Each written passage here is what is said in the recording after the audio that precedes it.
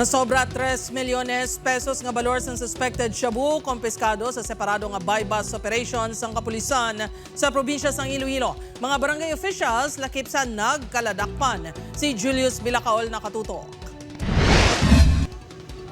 Nagdangat sa 2.1 milyon pesos ang balor sa suspected shabu nga nakumpiskar sa Provincial Drug Enforcement Unit sa operasyon nga ginpatigayon sa barangay Likuan, Dingle kahapon. Arestado sa operasyon si alias Edward, 51 anyos. Isa ka dismissed nga pulis matapos nagawol. Kagang lalaki nga nagabulig sa operasyon.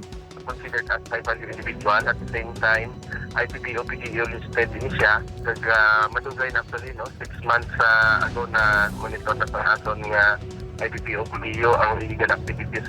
Pila ka banwa sa 3rd kag 4th district ay sakop sang operasyon ni Edward.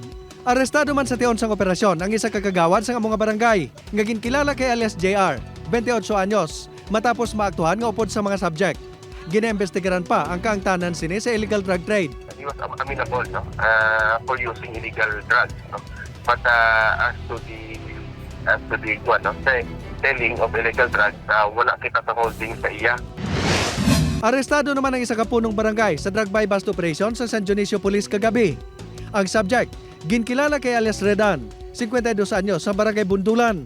Nakuha saya ang 1.5 million pesos nga balor sa suspected shabu. Ang subject na madugay na ngayara sa monitoring sang kapulisan. Ginpanginwala sini ang pagbaligya sang illegal nga droga apang nag-ako kuno ini nga nagagamit. Mga 2 years na ni gina-monitor. And then, mga 1 month ini siya namon sa gintutupan tubok.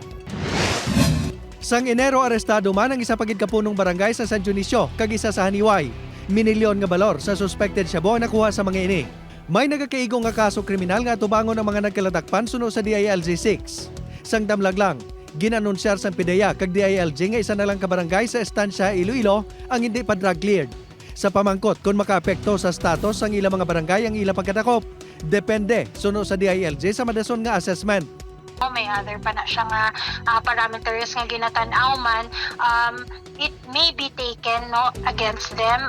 Possibly it will affect their status as a drug cleared barangay. Upod kay Cirilo Rendoque, Julius Bilacaol. 1.